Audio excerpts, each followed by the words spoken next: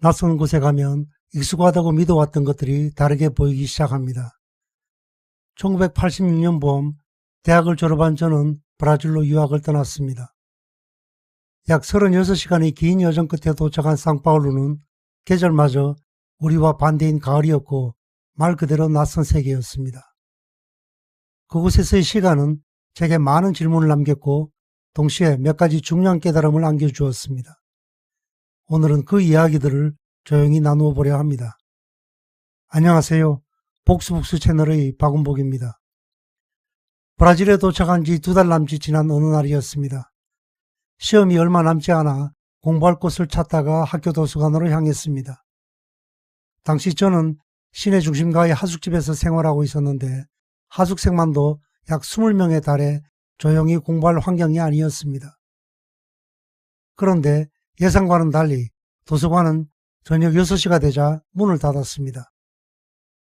그 당시 우리나라 대학들은 도서관을 24시간 개방하는 분위기였기 때문에 브라질도 자연스럽게 그럴 것이라고 생각했던 것이었습니다. 하지만 그건 저희 착각이었습니다.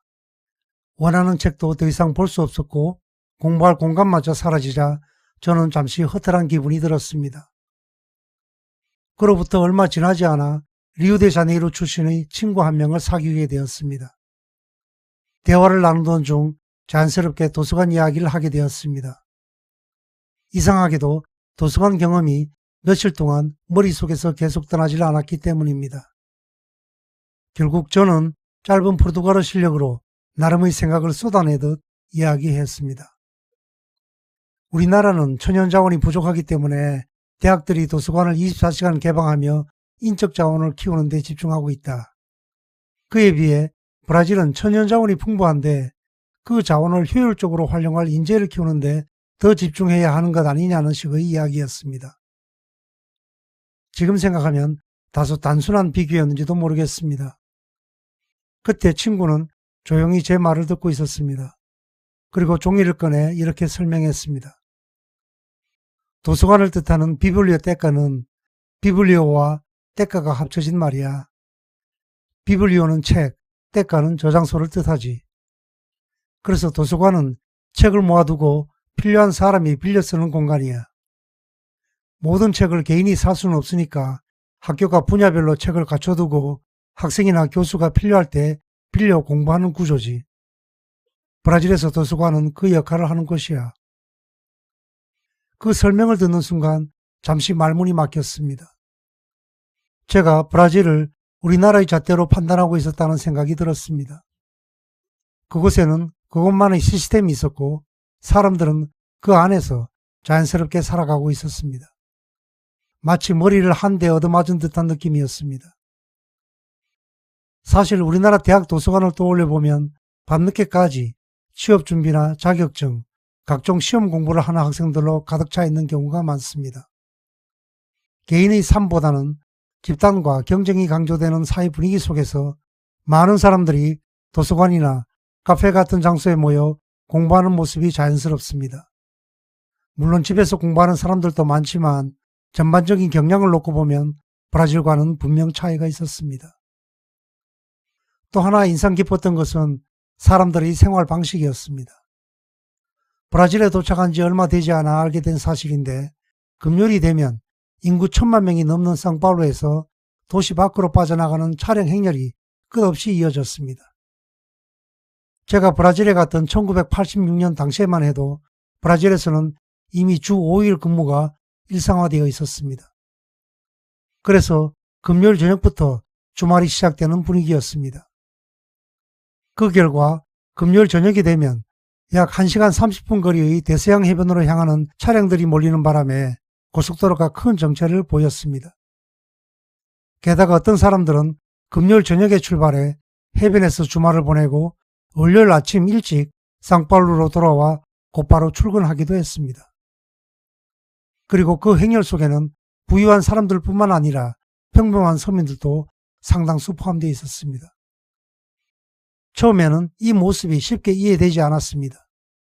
당시 브라질은 20년이 넘는 군부 독재를 끝내고 민주화를 이루어낸 직후였지만 경제 상황은 매우 힘든 시기였습니다.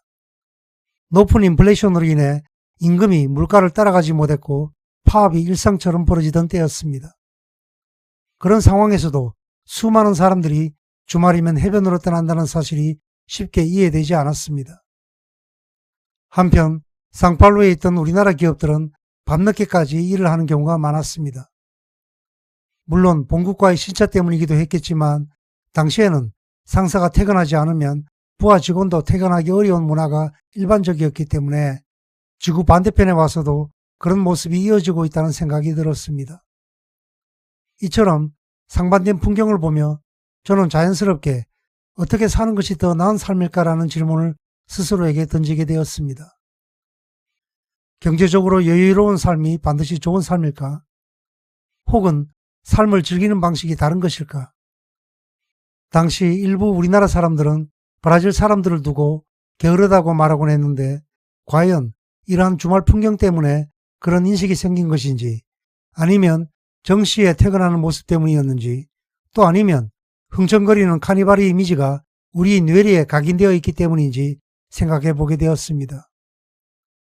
경제적으로 어려운 상황이라면 더 열심히 일해야 한다고 생각하는 것이 우리에게는 익숙한 논리였습니다.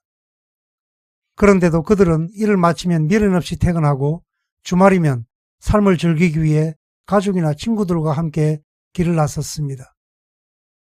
일제강점기와 전쟁을 겪으며 치열하게 살아온 우리로서는 그런 모습이 다소 낯설게 느껴질 수도 있었습니다.